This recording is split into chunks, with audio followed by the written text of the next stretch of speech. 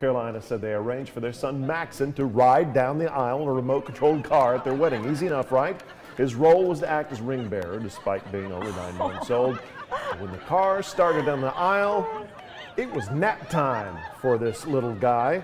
He won the internet as guests got a good laugh at the sleeping ring bearer. Look, he's all the way over. You know, with the sound of the roaring tires on the interstate and the hum of the engine just put you right down. That's so cute. More than 12,000 views. I'm sure there are more than that on a number of platforms. Yes, absolutely. No, it's like he was like totally knocked out there. You know, it's like cars, that movie car, put him to sleep there. Cute. All right, now here's David and Sydney with a look at what's coming up at 6.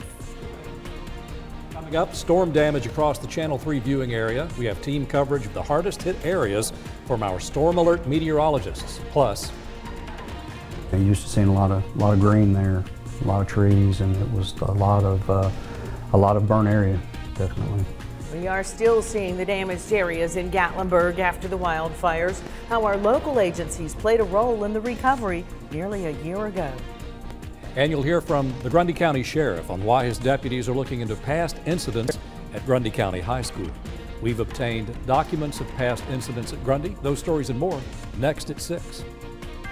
With coverage you can count on, this is Channel 3 Eyewitness News at 6. Thanks for watching, everybody. We have team coverage of severe weather that moved through our area. I'm David Carroll. And I'm Cindy Sexton. Storm Alert meteorologist Paul Barris and Brittany Beggs are tracking the system and the damage. Brittany was in McMinn County, where a home was destroyed by the storm, and we begin our team coverage with Paul here in the studio. Paul, we understand Riceville in McMinn County really got hit hard today. Yeah, the National Weather Service sent a team out there, a survey team, and said 75 to 80 mile an hour winds. No tornado, though. It doesn't really matter if it's a tornado, folks. Tornado's just wind anyway. 75 to 80 mile an hour wind is like an F0 to F1 tornado anyway, so that does the same type of damage, straight line winds. Let's take a look and show you on the radar what was happening earlier today. Again, this is around 8:30 or so this morning. Line of hefty thunderstorms moving towards Dayton, approaching the Athens, Riceville, Englewood area. Then around 8:54 or so, started moving across Interstate 75 to Athens. A little bulge right just south, it looks like now, of Athens about to Riceville, and that indicates strong gusty winds coming out of that storm. And then they really started to intensify, and maybe even a little bit of hail started falling near Englewood, pushing off towards east, then into Monroe County by about 9:30. The heaviest thunderstorms then really intensified. Another little line just south of Cleveland, you can see there, and then National Weather Service decided to put warnings out for southern Bradley and parts of Polk, and now all the way into parts of North Georgia too. I've got the details on what's going to happen for the next 7 days coming up in just a bit. Thank you, Paul. Storm damage was reported in various parts of our viewing area. One person was sent to the hospital in McMinn County. Meteorologist Brittany Beggs shows us some of the damage. Early this morning, severe thunderstorms wiped through McMinn and Polk counties, giving damage to mobile homes and also snapping tree limbs down. It appears to be close to 10 inches as far as that tree limb is concerned. So we've seen a lot of this, and oddly enough, this is just a year from the EF2 tornadoes that did move through McMinn and Polk counties last year in 2016. Everything that we've seen has been going with the direction of the storm. So all the damage is laying kind of to the east in the easterly direction. So that is a very strong indication that these were straight line winds. Damage extends for about 5 miles on Highway 100, starting near Highway 50 and until about 100 yards behind me. This is another reason to download the WRCB weather app and stay connected, as we're in the middle of the secondary severe weather season. In Riceville, meteorologist Brittany Beggs, Channel 3 Eyewitness News. Thanks, Brittany. You can download our WRCB weather app to keep track of the forecast. It's free for Androids and iPhones, and it looks just like this on your screen when you download it. Grundy County deputies are looking into whether Grundy High School officials have covered up past incidents. Our Natalie Potts talked to Sheriff Clint Schrum for the first time since he announced attempted aggravated rape charges for 5 football players. Natalie, what did the sheriff say about these past incidents? Well, David, Sheriff Clint Schrum tells us his fact-finding investigation was launched after several rumors surfaced alleging more assaults were either covered up or not reported. Tonight, he's asking for patience. His investigators are committed to being thorough. Channel 3 requested all incident reports over the last 2 years involving staff members and students at Grundy County High School. These 105 pages detail alcohol, drug and tobacco violations on school grounds, at least 3 occasions of a weapon being found on a student at school, and reports of students fighting, making threats, or assaulting others. One report documents a case of alleged sexual exploitation in 2015. The allegation involved 4 football players and 1 female student who admitted to being exposed inappropriately in the field house. Sheriff Clint Schrum tells us the DA reviewed all of the evidence and no charges were ever filed. It came in as a forcible fondling incident, and then the investigation showed that it was something other than forcible fondling, that was not what happened in that case. The sheriff admits 2 of the football players in that 2015 case are now charged along with 3 other football players in the attempted aggravated rape of another student, reported last month. Officials say the sexual assault happened in the field house and involved a dust mop. I don't want it to stereotype every student in that school or every student on the football team or basketball or baseball. That don't need to happen. Investigators are still waiting to review any school reports involving abuse over the last 5 years. Sheriff Schrum tells us a similar subpoena was sent to the Department of Children's Services on Monday. He hopes to get answers soon. We've heard that some of these have been reported to the Department of Children's Services and that maybe some have been reported by teachers to the central office, and so that's what we want to find out. Now, Channel 3 made a request for the personnel files of all coaching staff, including the head coach, who's now suspended, and we're still waiting to hear back from the school system on those reports. Of course, we'll keep you updated on any new developments in this case. Live in the studio, Natalie Potts, Channel 3 Eyewitness News. Thank you, Natalie. This morning, Georgia State Patrol worked a crash involving a school bus in Catoosa County. 17 students were on the bus at the time of the crash, but no injuries were reported. It happened on Burning Bush Road at Abbey Road, south of Reed's Bridge Road. It has been almost a year since wildfires destroyed much of Gatlinburg and Pigeon Forge. The wildfires killed 14 people, damaged or destroyed more than 2,000 homes and businesses, and caused up to $2 billion worth of damage. Several agencies from our Channel 3 viewing area were sent to battle the flames on November 28th. Channel 3's Cameron Taylor joins us with how those agencies were honored today. Good evening, Cameron.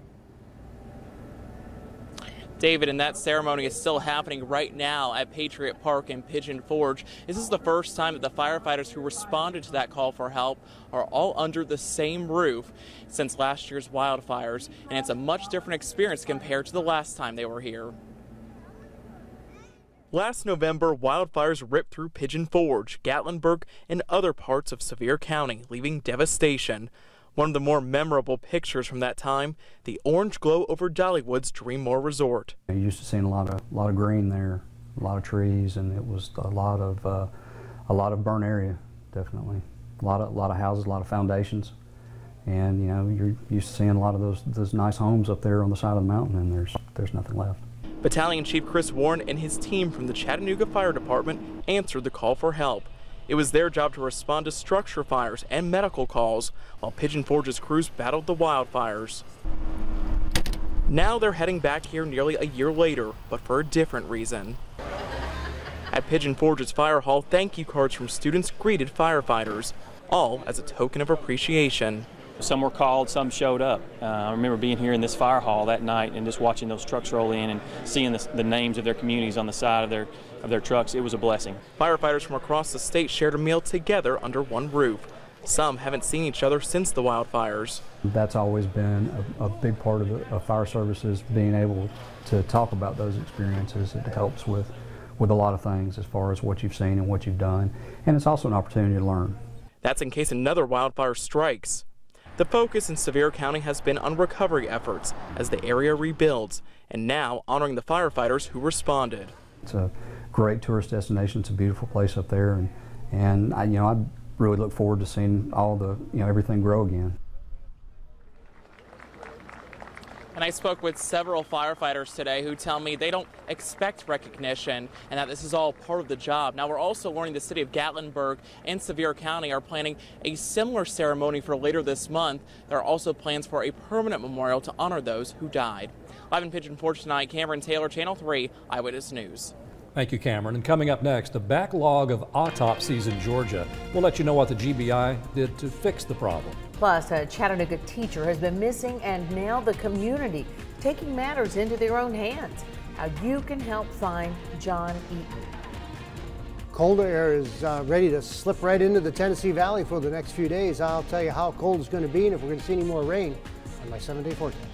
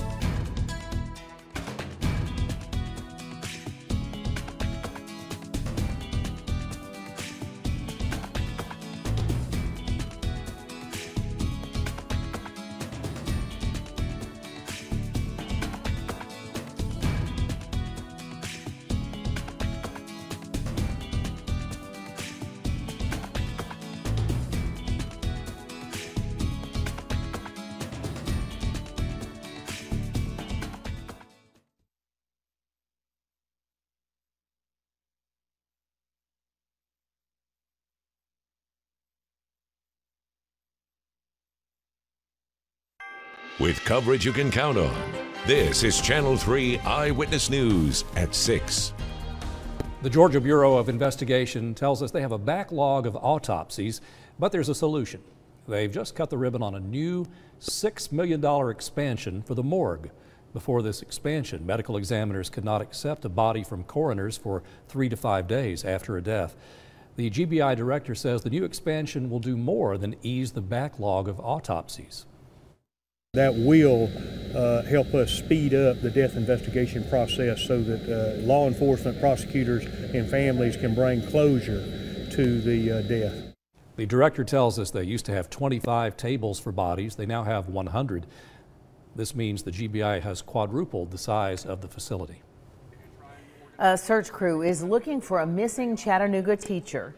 44-year-old John Eaton was last seen Sunday night and did not report for work at the school yesterday. About 50 family and friends of the second grade teacher gathered at Chattanooga School for the Arts and Sciences this morning and divided into teams to search for him.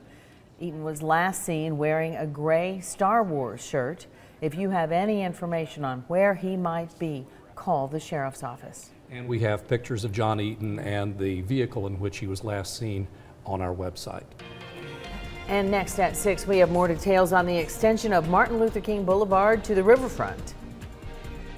All of the funding for the city and the county are going towards physical improvements. We'll tell you what the city needs to do in order to make this happen. And the National Weather Service says wind gusts of 75 to 80 miles per hour occurred in McMinn County this morning. Chief Meteorologist Paul Barris is in our Storm Alert Center to tell us what happened today and what you can expect the rest of the week.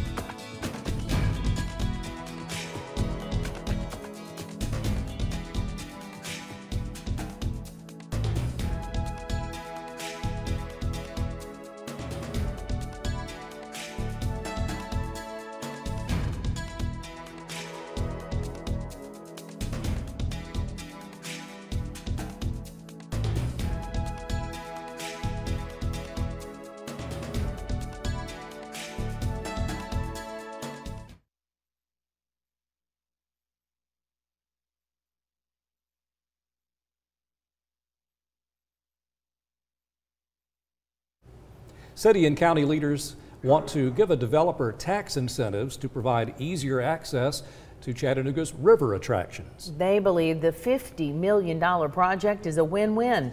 But Channel 3's Michelle Herron explains what they need in order to keep going. Downtown Chattanooga is growing, especially the west side along Riverfront Parkway.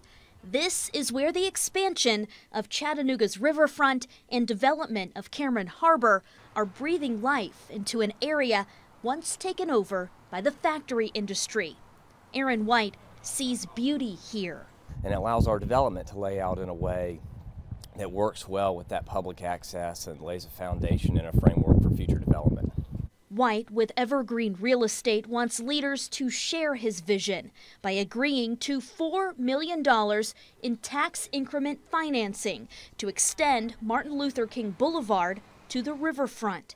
White says the project would help the area as a whole. It's not just improvements for MLK, it's improvements also for Fulton Street, which is currently an unimproved city road, the intersection with crosswalks. These renderings show White's vision. Mayor Andy Burke says the extension will make getting to and from the river walk and riverfront easier. All of the funding for the city and the county are going towards physical improvements to something that is our responsibility. So streets and sidewalks are our responsibility. The plan also includes 180 apartments with 20% to be set aside for affordable units. But before the proposal can move forward, it needs approval from City Council. That vote is slated for next week. In Chattanooga, Michelle Herron, Channel 3 Eyewitness News. If the proposal is approved, it would take about 18 months to construct the MLK extension. We'll keep you posted. Now we want to check in with Chief Meteorologist Paul Barris. Yeah, busy morning in our Storm Alert Center. Glad things have calmed down, Paul. Yes, they have. They really have. The good news is things will be pretty much calm for this evening. Late tonight, after midnight, we could see a sprinkle or two move in from the west, but very light rain. Temperatures will probably be falling all day long from a high of around 61, 62 or so in the morning at around midnight or so, and then dropping through the 50s. It looks like Thursday will be cool also. All the rain showers are just north of Atlanta right now, pushing off to the east. They're pretty much out of here. Now we pull back a little bit. We do have some showers on the other side of the Mississippi out of Arkansas over the Ozarks. These showers will start moving our way. They should be light though. I don't expect anything heavy. There's some snow falling in Pennsylvania and New York right now too, so they're not thrilled about that. Or maybe some people are thrilled about it. 68 in the city, 68 Cleveland and in Dalton. 54 Altamont, so that cool air is going to move in. Winds out of the northwest, 66 Athens and 64 out near Murphy and Blue Ridge. 75 the high, 67 the overnight low. I put this asterisk there because this sets a record temperature. It's the warmest low temperature that we've ever had on this date. It goes back to 1938. 67 is very, very mild. That's almost summer-like. And we had about 9/10 of an inch of rain at the airport, almost 2 inches in Varnell, 2.5 in Chatsworth, almost an inch out near Blue Ridge to Ellijay. And then when Cleveland, we had about 9/10 of an inch of rain today, an inch in Soddy Daisy, 1.2 Lakeside, an inch in East Ridge, almost an inch and a half out near Ringgold. The heaviest, though, was 3.5 up in Spring City, 2.7 10 Mile, 2.5 in Athens, 2.3 Riceville, and about almost 2 inches from Dayton all the way to Pikeville, with only about 6/10 in Colmont and 8/10 in Dunlap, with 2/10 in Turtletown and Murphy. Latest Vipercast showing a sprinkle coming up tonight, and then later on after midnight, between around 3, 4, 5 in the morning, could have some sprinkles move on by. Still lots of clouds, northerly winds pulling down the cooler air.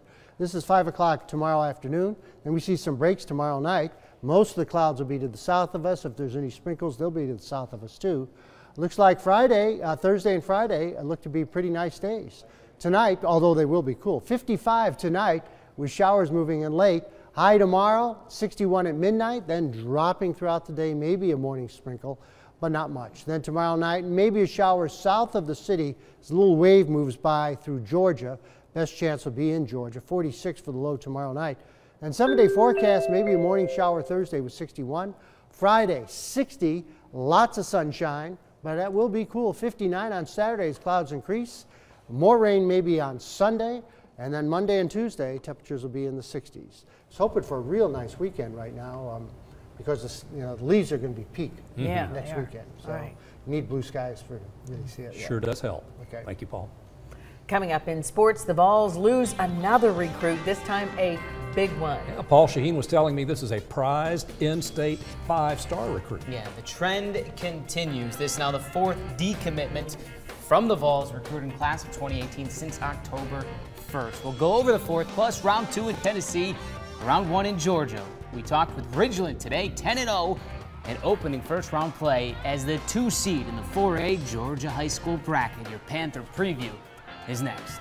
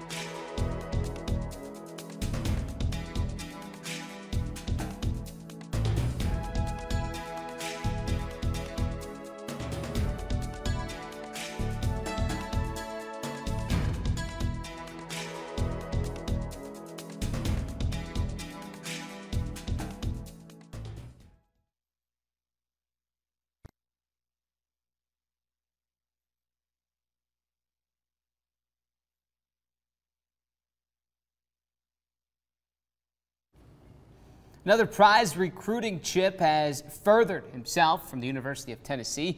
This time it's a Knoxville area 5-star offensive lineman. Knox Catholic's Cade Mays decommitted today. Mays is listed as the nation's 2nd best offensive tackle for the class of 2018. Mays is now Tennessee's 4th recruit to decommit since October, and 1st and the 2nd in-state recruit to do so. Remember last month, that guy, Baylor School's Brendan Harris, a 4-star safety, did the same. Harris now committed to Vanderbilt. Mays is planning a visit to Ohio State. He has recently visited Georgia and Clemson. For what it's worth, Clemson landed former Knox Catholic teammate Amari Rogers and has a commit from a Knox Catholic 4-star linebacker.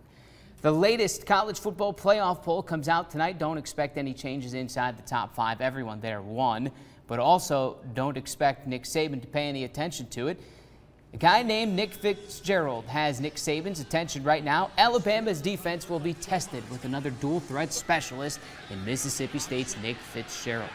On the year, Fitzgerald has thrown for more than 1,400 yards with 13 passing touchdowns. He's rushed for 800 yards with 12 rushing touchdowns. In under 2 seasons total, Fitz is already 4th on the all-time SEC rushing yards list for a quarterback. Well, they have a lot of quarterback runs, so basically you're playing against a Wildcat every snap. But because it's a quarterback and he has great ability to throw, that's something that you have to take into consideration. And then when they do pass, his ability to scramble and run. I think those kinds of guys create lots of problems for everybody on defense. On the prep beat now, Ridgeland heads into the 4A Georgia playoffs Friday night as the state's second best 4A team. Not a bad place to be considering they're behind only Cartersville, who is ranked 23rd in the nation. Oh, and did I mention the Panthers are 10-0 for the first time in school history? How has this team handled 10-0?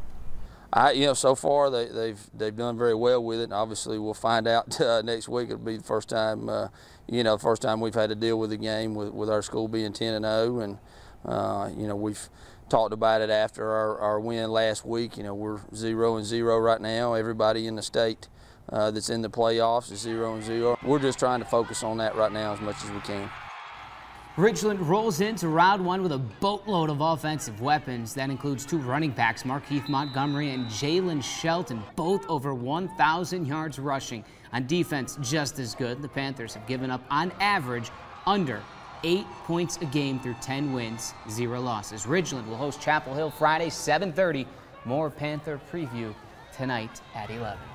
What an exciting time. I got to go to Ridgeland's pep rally this past Friday. Fun. You talk about some school spirit. They are pumped. Game day environment, too. If you haven't caught a game there, oh boy, it's fun. It is. Paul, thank you very much. Paul Barris, what about tonight? All right, tonight, no problems. You're going to see some clouds, and temperatures are going to still be pretty mild. For your evening out right now, it's 68, but it's going to be about 62 at 9, and not much different coming up by midnight, about 61. That should be the high for the day coming up for tomorrow. And then temperatures will be falling into the 50s through much of the day. And maybe just a sprinkle or two coming up early morning Wednesday. And then in North Georgia on Thursday. Thank you, Paul. We want to let you know the 911 issue in Hamilton County and other areas has been fixed. Emergency calls were being misdirected because of a glitch. Good to know, 911 working again. NBC Nightly News with Lester Holt is next here on Channel 3.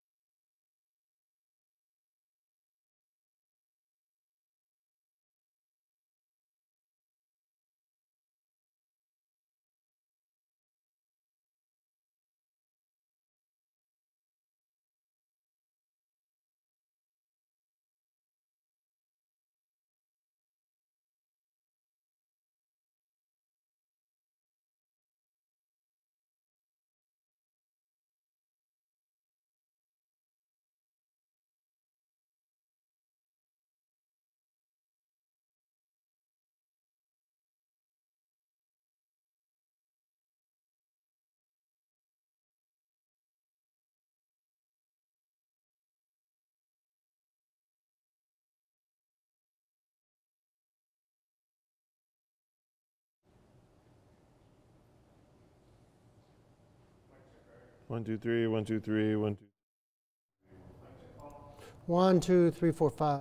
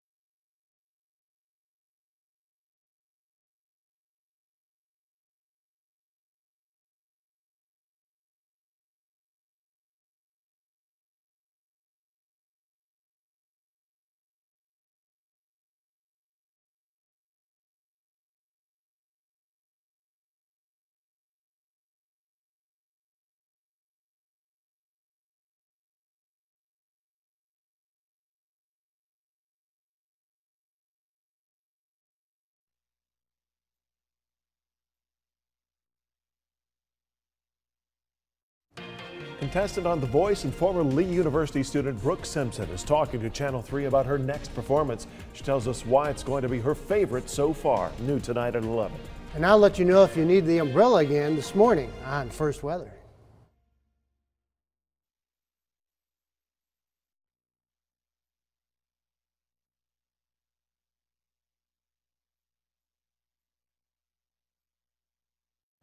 Contestant on The Voice and former Lee University student Brooke Simpson is talking to Channel 3 about her next performance. She tells us why it's going to be her favorite so far. New tonight at 11. And I'll let you know if you need the umbrella again in the morning on First Weather.